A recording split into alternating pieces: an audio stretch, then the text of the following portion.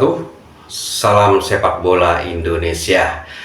Jumpa lagi bro di channel Gibahin Bola bersama Adi di sini yang kita akan bahas ya berita-berita terbaru datangnya dari timnas kita Garuda dan juga informasi-informasi terbaru datangnya dari PSSI sendiri.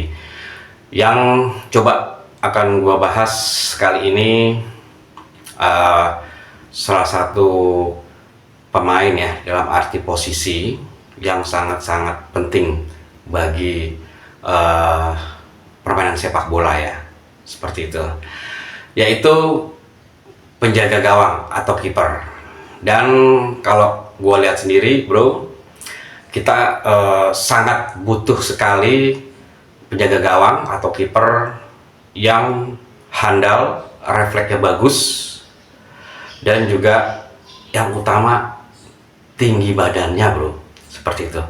Kalau andaikan istilahnya bagus, permainannya, refleksnya bagus, namun masih kurang tinggi, nah itu salah satu kelemahan juga ya. Mungkin tidak bisa terjangkau bola-bola yang tinggi atau yang hampir menepis ke gawang ya, itu agak sulit ya. Nah, kita punya penggawa-penggawa penjaga gawang, kiper memang bagus-bagus. Di situ ada Hernando Ari ya, dan juga ada Nadio Argawinata, ada juga Syahrul Trisna, ada juga Muhammad Riyandi. Mereka memang bagus-bagus dan baik-baik. Refleksnya pun juga sangat cekatan, baik sekali.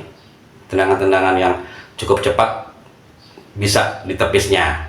Nah, namun ternyata kebutuhan untuk timnas kita, karena kita ingin terbang lebih tinggi lagi Garuda ini bro ya, ke kancah internasional. Jadi tidak hanya di Asia Tenggara saja, tidak hanya di Asia saja, bahkan memang target kita pastinya kita ingin sampai ke Piala Dunia. Itu cita-cita kita, cita-cita semua negara pastinya di organisasi persepak bolaannya.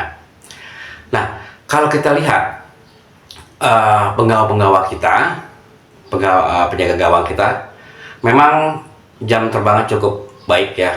Seperti kayak Nadia Argawinata pun juga cukup baik dari jam terbangnya, di klubnya maupun di timnas senior itu cukup sangat panjang dan banyak lah ya pengalamannya. Juga pun dari Hernando Ari, juga pemain muda, juga cukup tinggi jam terbangnya, meskipun usia dia cukup muda ya, di 22 tahun ya, namun dia ikut tim senior, itu juga luar biasa juga. Namun pastinya ada kekurangan-kekurangan yang perlu kita perbaiki. Oke, coba kita flashback untuk event-event yang sudah kita lalui ya, seperti kualifikasi Piala Dunia kemarin ya, kita takluk oleh Irak 5-1 di situ leg pertama ya. Nah itu dijaga oleh Nadio Argawinata ya, kebobolan 5 ya, 1. Terus kita permainan berikutnya yaitu melawan Filipina. Nah langsung Nadio di bangku cadangan dan bermain di situ Hernando Ari ya, 1-1, 1 gol. Jadi statistiknya dalam kemarin laga kualifikasi Piala Dunia 2026 itu 2 kali tanding kemasukan 6 di situ ya. Meskipun kita berhasil membobol gawang lawan itu 2 di 2 permainan. Oke. Nah, setelah itu coba kita lihat event setelahnya, yaitu di Piala Asia 2024 yang kemarin saja dan masih berlangsung. Nah, kita main di 3 permainan ya, melawan Irak juga, melawan Jepang, melawan Vietnam, dan juga masuk 16 besar melawan Australia. Nah, total kemasukan kita dari Irak 3, oke ya, dari Jepang 3, dan dari Australia 4 gol. totalnya 10 gol di situ di 4 pertandingan ya. 4 pertandingan kita memasukkan 10 gol dan berhasil memasukkan ke gawang lawan itu 3 gol. Nah, dilihat dari situ, bukan bro, perlunya ada perbaikan-perbaikan dari penjaga gawang kita tentunya.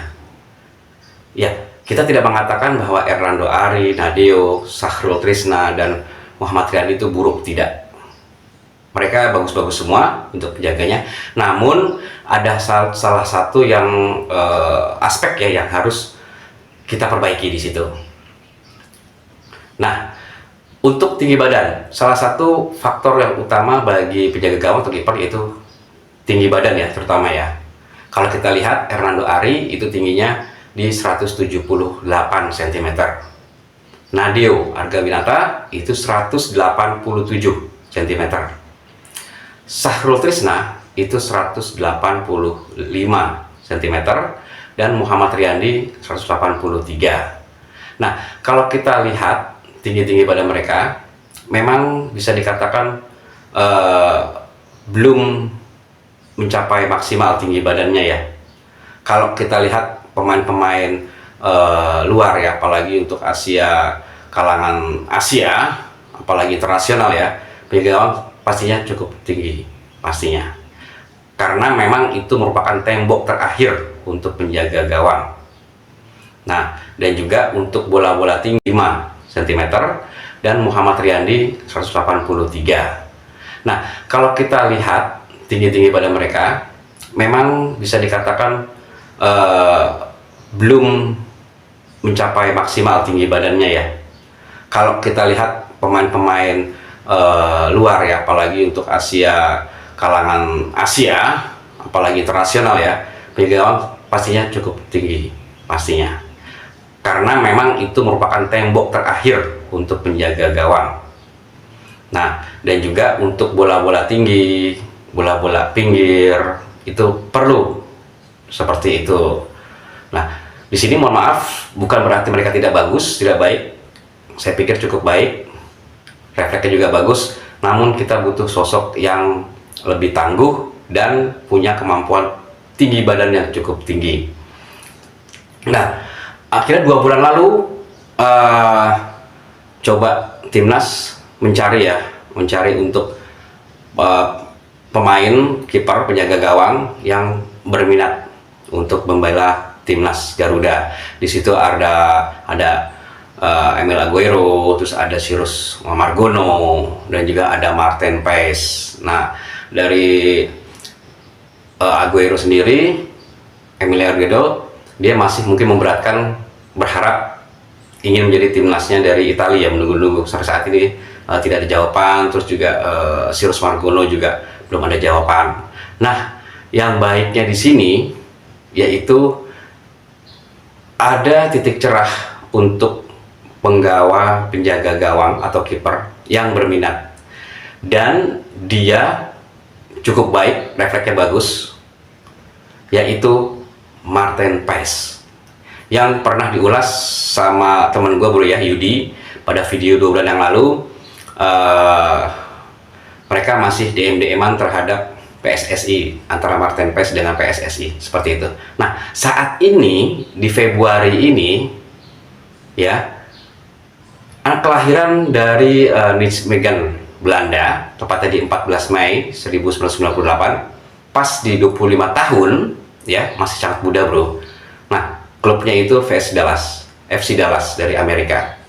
Nah, ini berminat dan akhirnya prosesnya pun sedang berlangsung. Ini menjadi cerita baik, istilahnya berita baik sekali, dimana kita memang harus butuh penjaga gawang atau kiper yang tangguh dan cukup tinggi. Nah, oh ya, tinggi dari Martin Paes ini itu 191 cm, hampir menyamai Elkan Balgot ya. Kalau mungkin lo bro semua udah ngelihat Elkan Balgot cukup tinggi, nah dia hampir, kalau Elkan Balgot itu kurang lebih sekitar 194 ya, seperti itu, cukup tinggi ya. Nah, sedangkan Martin Paes ini 191, agak pendek dikit lah, tapi bisa dikatakan lebih tinggi ya. Nah, dengan tinggi badan dari istilahnya Martin Paes, nah ini mudah-mudahan bisa menjaga gawang timnas kita yang tangguh dan bisa menepis bola-bola yang jauh. Setidaknya bisa meminimalkan terjadinya gol-gol di timnas kita. Proses sedang berjalan dan ini sengaja oleh PSSI, Pak Erick Thohir, dan juga Pak wakilnya, Pak Nurdin Amali ya, dan juga dibantu sama Menpora, Pak Dito, itu sedang dilakukan percepatan proses agar Martin Paes ini, salah satunya jaga kiper ini, itu cepat ternaturalisasi.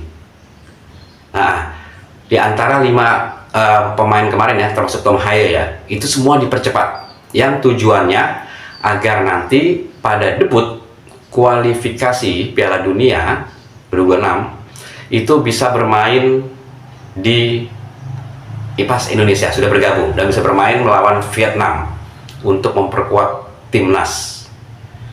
Nah, dari situ kita bisa lihat bro, mulai dari belakang back ya sudah kuat, gerbangnya naturalisasi rata-rata, meskipun juga ada pemain-pemain kita, pemain lokal seperti Rizky Ridho, Asnawi Mangku Alam, terus juga Pratama Arhan pasti akan dipertahankan ya. Belakang kita juga cukup kuat, ada Jordi Amat, ada Elkan Bagot, ada Sandy Walsh ya. Nah itu semakin kuat. Di tengahnya juga kita diperkuat juga. Nanti ada Tom Haye di situ, ada Satya Patinama, ada Justin Hubner, pastinya ada Ivar Jenner. Nah di depannya juga nanti ada Ragnar Ortmangun, bisa dipadukan dengan Rafael Sturridge, ada Marcelino, ada Jakob Sauri. Wah itu luar biasa bro. Ditambah lagi dengan Martin Paes, penggawa terakhir, penjaga gawang. Wah itu kita harapkan di pertahanan kita kuat, di penyerangan kita melaju cepat untuk mendapatkan gol-gol yang bagus tentunya. Itu Martin Paes. Ya, mungkin itu aja bro video gua. Terima kasih untuk menonton video gua. Yang jelas mudah-mudahan kita akan mempunyai penjaga gawang baru, Martin Paes ya, kiper yang handal dan juga tinggi. Seperti itu. Sehat selalu buat lo semua. Terima kasih. Jangan lupa subscribe, like, and komennya. Mohon di subscribe untuk bisa berkembang video ini. Terima kasih. Wassalamualaikum warahmatullahi wabarakatuh. Salam sepak bola Indonesia. Bravo Indonesia.